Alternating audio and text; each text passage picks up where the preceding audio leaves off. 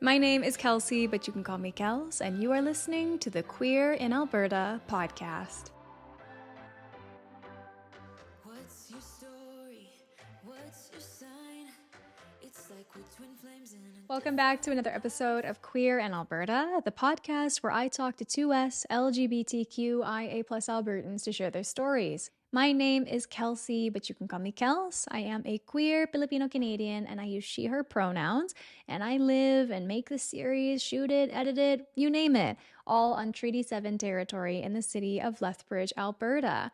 Before we go any farther, I do want to reiterate, as we often do, that the views and opinions that are expressed in Queer in Alberta are by no means indicative or representative of the 2S LGBTQIA+ community at large. No one person can speak for such a diverse and beautiful group of people. I'm not an expert, and I'm just lucky enough to have these conversations with my wonderful guests and to share them with you.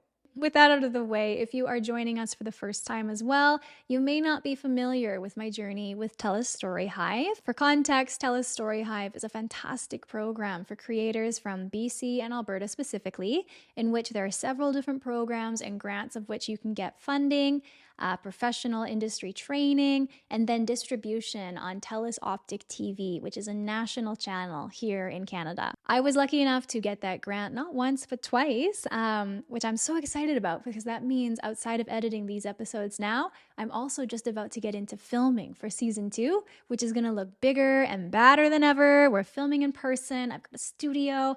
I'm making it super queer, super cute, and I can't wait to have these conversations translate from being on Zoom to in person. I bring up Telus Storyhive because today's episode is from that Telus Storyhive season 1 of Queer in Alberta. I received a DM from someone you might know, Haley Robinson, a two-spirit indigiqueer Cree Filipino individual who was living in Calgary at the time.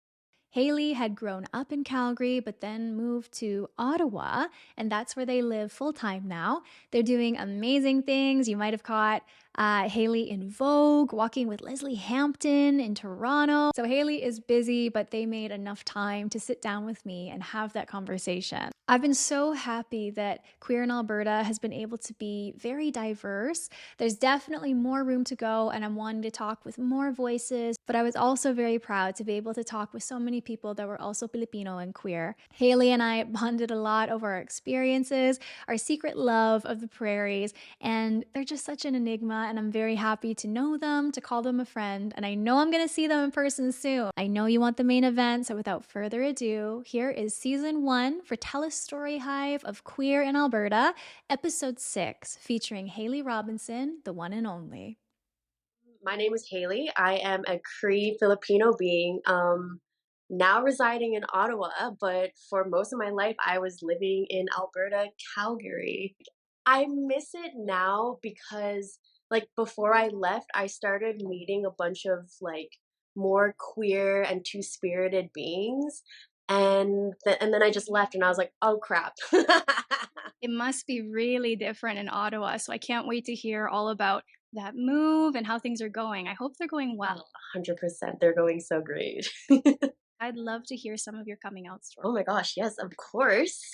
Okay, well, it wasn't like a huge coming out story for me because I basically just like posted on Twitter like something about me liking girls and like wanting to date girls. And then I remember my mom seeing it and she showed me, she's like, is this a joke?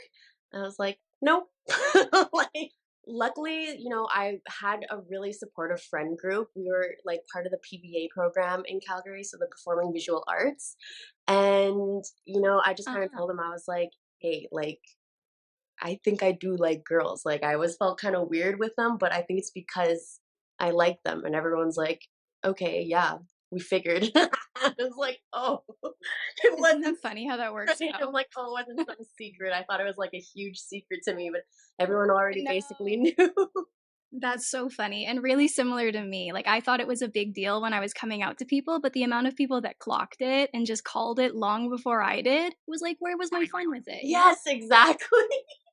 It was great, but the only person that kind of was iffy about it was my adoptive mom. Like I told her, and she kind of was like, I think you're just going through a phase. Like I think you're a little confused right now. You don't know what you want. You know, you kind of change your mind all the time. So she's like, I'll just wait and let's see from there. And like our relationship from there, it was kind of like me always trying to validate that I was bisexual to her, and her just trying to be like, no, no, no, I think that's a phase.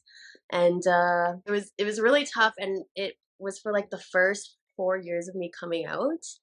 And, you know, I've always dated straight cis men all the time. So obviously there too, she was like, Slut. right? She's like, I don't see it. I don't see you as a bisexual being. She started accepting it more because also when I started reconnecting to my Cree roots, I started discovering the term two spirit, and I realized that, oh my gosh, like that totally describes me. You know, I'm very masc and very femme, but I don't feel one or the other. Like I feel like I am all. It's just who I am. And then, you know, my mom started seeing it, and she started asking questions like, what's two spirit? Like, what does queer mean? Like, what does this all mean to you? And then she finally just accepted, she's like, okay, like, this is who you are. You're not going to change. This is you. And I'm just going to love you for who you are. That's so beautiful that your mother was able to get there, though. Like, I just feel so happy for you in hearing that because I feel like that's such a process of learning for everybody. And the fact that your mom could just get to that point of supporting you, like, that's all you can ask. It was, yeah, it was such a huge turnaround for me, especially because, like, we had, like, also a rocky relationship with me. I was kind of going through, like, a really rough patch in my life. I was an addict, I was an alcoholic, and, you know, she wasn't really connecting with me. And for a while there, like we were very like estranged. We had like no relationship. And then when we came back, it was just like, I accept you for who you are. And yeah.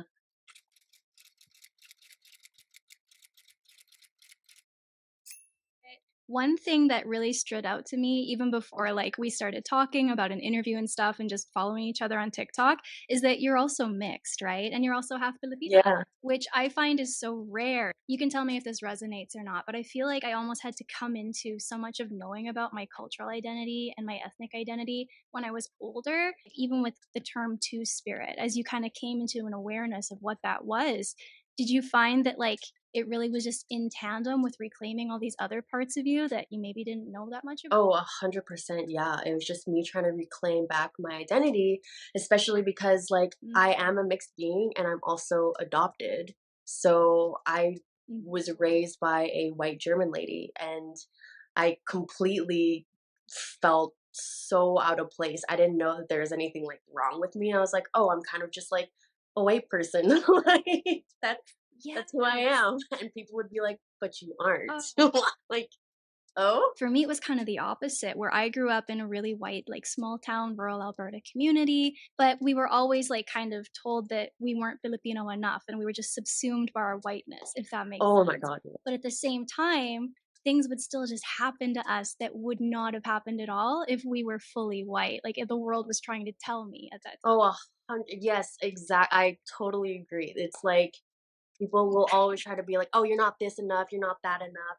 And you're like, I don't know how I can be enough to you. Like, Right? And like I just kind of feel this connection through the screen, which I feel like happens with anybody that's mixed and you just start talking about it in the first 5 minutes of meeting each other. It's just experiences that you can only understand if you've lived it. yeah, no, totally agree. Yeah, it's like we got our own little community of like mixed beings, and like what we go through is completely different. That sense of community, right? Like when you talk about a community of mixed beings, it's something that I deeply like desire and want in my life. Like this Queer in Alberta project is about finding community with other queer people, but the work that I really am most passionate about is furthering that in terms of like queer POCs or queer indigenous peoples because our voices and stories are different. People don't want us to be us. They kind of just want us to be like pushed to the side, but we need to be celebrated. Like it's honestly our time. It's been a long time Wow, it's coming. so overdue. Yes. It is so overdue. What prompted you? I kind of have a guess, but what prompted you to make the big move to Ontario after have living in Calgary your whole life, right?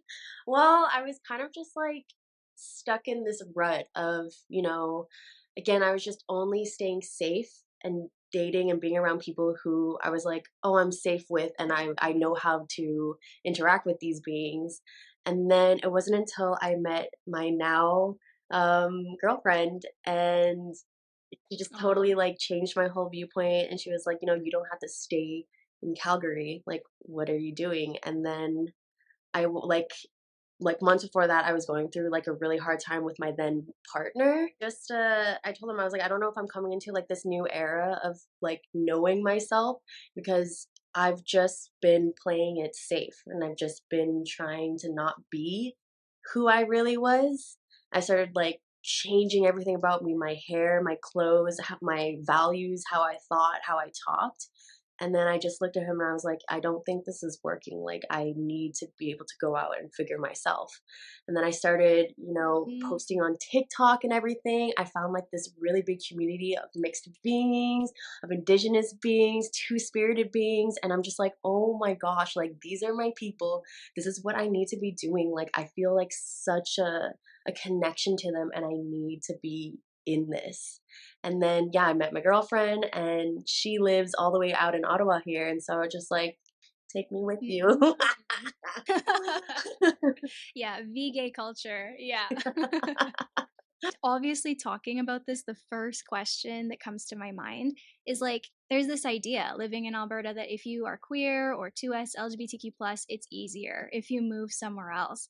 How do you find it? Do you find that that's kind of this romanticized myth that we have here on the prairies, or is it in fact easier? I wouldn't say like necessarily easier. There's just like, it feels like there's more community out here. Where in Alberta, honestly, like I didn't find a community of queer folk until like later on in my life. Yeah, it's hard being a queer person in Alberta. A lot of people either think you're lying or it's a phase, you're trying to like show off, or they just don't believe you. I was in Victoria for what's called the BC Museum Association's like annual conference that they have once a year. Each of the provinces has a museums association and they typically do a 1 year conference kind of thing where everybody gets together. And when I went, you're going to love this. I met so many mixed kids, like more than I've met in my whole life in like 5 days. And I didn't know what to do with it. I was like, what do you mean? Like, you kind of look like Like, me where and have you you get it. And been? you literally. And they were like, why are you in Alberta? Like, come over here kind of thing. It was so funny. But like when you talk about those kind of like differences in how people treat you, whether it's as a queer person or as a POC in this province, like I was telling this other girl that I met, Natalie, if you're listening, I love you. I miss you, bestie. But she was half Chinese, half white. And she was telling me like just stories about her experiences and vice versa. And I told her about this like incident I'd had with a friend growing up. And I just finished with like, oh yeah, like, but it was a pretty microaggression, like it wasn't that bad. This chick just looks at me and she's like, no, that's full on macro. Like, you put up with that and you have to deal with that.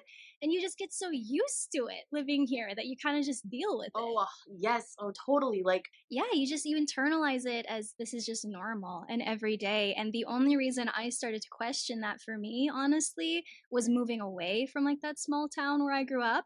And Lethbridge, again, you wouldn't think it's like super diverse, but I met so many other like POCs as friends for the first time when I moved for university. And then you have people to talk about it with, even if you're from different backgrounds and ethnicities. yeah.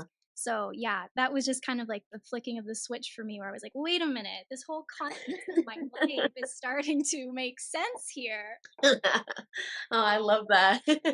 How did you start to connect with your roots? Oh man, yeah, it wasn't until like way later on in my life, like I'd say honestly about like 3, 4 years ago, I started really reconnecting. Like I kind of knew where I came from. Like my mom, she's from the Philippines, and then my dad, he's from Yeah. Saskatchewan. I didn't know those exact like I didn't know my dad was Cree. I was always told I was Métis because mixed indigenous person. Mm, When people always assume that Métis yeah, people yeah. are just mixed indigenous and not an actual nation of a specific group of people. Yeah.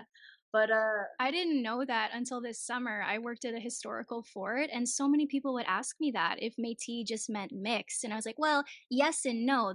I know like there's a lot of things that people just aren't educated on. And so when I Yes. learned for myself that I wasn't just Métis and that my dad was a Cree man from Saskatchewan, I was like, oh my God, like I need to like study up on this because I was not taught any of this in school. Like they don't teach you any of that sort.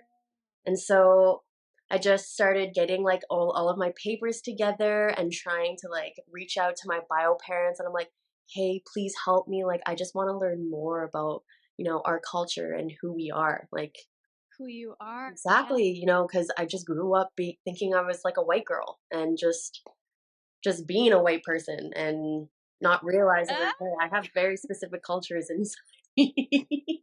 I'm still researching. I'm still in that reconnecting researching phase, but like I've met so many other reconnecting people and like other indigenous and Filipinos and Filipina beings that just want to help me to reconnect.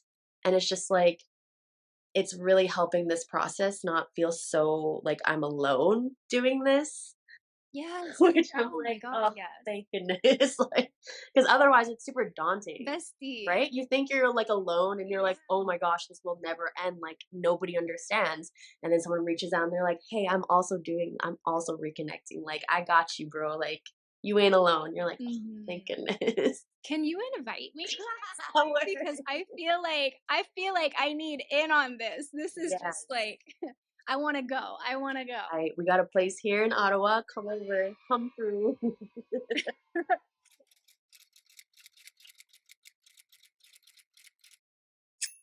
When I first came out, I felt like I was so just excited to celebrate my queer identity after years of like suppressing it or denying it that I didn't really think critically about how I moved through queer spaces. And I didn't realize until again I was on this other process of stepping into my ethnic identity that queer spaces can be really, especially in Alberta, so predominantly white. And so I find that it changes how it feels a lot when you suddenly realize that you don't fit in. Yes, actually, like I used to always bring it up when I'd go out with my friends, and I'd be like, "Are you looking around, guys? Like, I'm literally the only brown person in here right now. Like, what is going on? What is happening here?" Even on TV, because even though, like, yes, we had like a couple queer movies coming out, they were all white queer movies. So where are all the queer BIPOC people? Like, do they exist? Is it just me? Yeah. Queer stories as a whole are still not being told in the same like megaphone as every other story, especially in media. But just because that's true doesn't mean that we only focus on the white ones. That's not an excuse. 100%. Yes, we need more BIPOC queer representation. Like we were saying just earlier, our experiences cannot be homogenized under this lens of like just gay or queer or whatever, because I feel like how we understand our identities are so different, particularly, I'd guess, from an indigenous lens too. Oh my gosh, yeah, 100%. It's like, it's not just being queer. You also got to deal with being an indigenous person. Well, me being indigenous and Filipino. And again, like, not to paint all of Alberta as like, this is just it for the experience, but I think it says a lot if the two of us grew up here and we both experienced so much of this. Meeting up with my bio dad, I brought my girlfriend and he was so open. He was like, oh my gosh, like, welcome to the family. Like, you're so welcome. And then he mentioned that my bio mom had messaged him and she was like, oh, so Haley's gay now?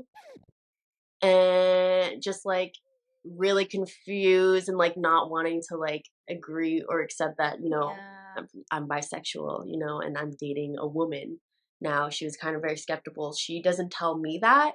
She talks to my dad about that, and then she'll just send me like the very occasional like church Bible Christian videos of like verses and stuff. I think we have the same mom. I think we have the same mom. Probably. Yeah, I know exactly what videos you're talking about. Yeah. With the cringy script and the weird music and like the fuchsia background. Yes. Yeah. Literally. And you're like, what am I supposed to respond to this? Like, I simply don't. I don't either. I say nothing. I look at it. There's so many, and I'm like, there it is. Yeah. I'm like, a healthy dose of ghosting. Healthy dose of ghosting. Every Filipino kid listening to that is gonna feel the exact same way. Yeah. Oh my gosh, I'm trying not to cry. That's so funny.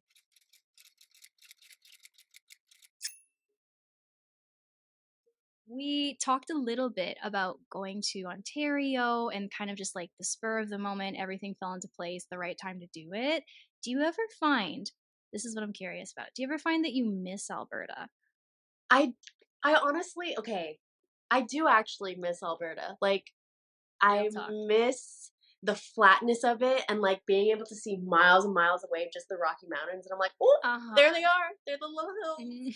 And, like, Uh huh. just I don't know, and I finally was getting comfortable where everything was. I just, like, knew because I grew up there basically my whole life. I just knew where everything was, Yeah. and just, like, being safe and comfortable, and then having to, like, leave all that and go to a new place where I have no idea where I'm going, anybody around here, like, it Hmm. was scary, and I do miss Alberta, especially because like, my mom like, my adoptive mom still lives there, and most of my, like, adoptive family are all in BC, and so, like, I can't see them as easily as I could anymore, and, like, I was just starting to get that relationship back with them, and so I miss Alberta mostly for, like, the people there and for, like, the nature. I love the prairies. I'm a big prairie girl, not gonna lie. But, like, there is, like, a little part of me where I'm like, "Man, I miss those flat plains of just cows." Like, I miss the Of you know what cows. I mean? Like, it's just endless amount of Yes, just I know what you mean. cows. That is ridiculous. And like I actually wrote down because I thought it was really funny that the first thing you said before this like speech about what we missed about Alberta, the first thing you said was, I miss how flat it was. People I was like, who are okay, not from the slay. prairies don't understand, like, the They don't get it. right? Yeah. They're like, "Oh, it's just flat, that's so boring," and I'm like, "But it's, like, comforting." No. You see You can see everything. everything that's going on. Yeah. I've realized sometimes, like when I go back and listen to the interviews that I've done, I'm kind of operating under the assumption that people understand like the terms that I'm using. And often that might not be the Mm. case. So, if you wouldn't mind, would you maybe give like maybe a few words about what two spirit means to you and how you understand that? Oh, of course. Yeah, yeah. So, two spirit is essentially it's different in every tribe essentially. Like, but where it came from was from I believe it was the Gay Lesbian Alliance in Winnipeg, and it was kind of like a collective of people coming together, being like, so white people need to know indigenous like they keep looking at us and they don't understand indigenous like queer beings and we need to try Hmm. to find a word for them to understand. And it took like days of ceremonies and discussions, and then they came to the word two spirit, which essentially means having masc and feminine spirit. But like everyone has a different meaning to it. But for me personally, I take it as me having and being both masculine and feminine. And Hmm. it's like it's not just like a it's not like people try to say it's the same as being like a queer gender or like what's another word for it, just like trying to take that term away from us and try to mix it into white terms, and it's like, no, this isn't a white person term, this is two spirit, this is an indigenous term, Yeah. it's for indigenous people and it's for indigenous queers, and it's completely different from like being non-binary. And 100% I always try and say to people that like, how I look at it being like queer and two spirit is different from like from everybody else. And so, you can hear what Hmm. I'm saying, but it can mean something totally different to you. And I'm not trying to like speak out and say this is what it means to everybody. No, this is just what it means to me and how I feel about it. I just feel like I've been smiling this whole interview because I resonate with so much that you say. And you probably hear this all the time, but you genuinely have such beautiful energy as a person. Like I can feel it through the screen. And I think you're going to do some powerful things. Thank you so much. It's been so great to chat with you, Haley. And we're going to have a couple minutes here to give the opportunity for you to share some of the cool stuff that you're doing, any social media that you want people to know about if they want to stay and follow along with all the great work that you're doing. This time is yours. Oh, frick yeah. Okay. Well, I Hmm. just started recently getting into acting. I'm trying to get on Yeah. TV and movies. That's literally been I'm so my excited. life goal. I've always loved the theater. I've always loved drama. And just being able to actually like do auditions and to be acting, even if they're just like little commercials here and there, it's still something. And I'm just like, Yeah. I can't believe it. I did a fashion show for Toronto Fashion Arts. I walked for Leslie Hampton. Yes. We love Leslie Hampton here. Yes, you did. Opened the show. It was my first That's time. cool. Oh my god, it was wild. It was so wild. But yeah, if like y'all want to check up on what I'm doing and keep up with the process of my acting, I have an Instagram, which is og.robinson10. My TikTok is the same except without the 10. And then I'm also getting into streaming again for gamers. So that's also OG very fun. Robinson 10. I love it. I love it. And like, I'm not here to peer pressure anybody, but if you don't go follow Haley, I may riot. I will find you. Just kidding.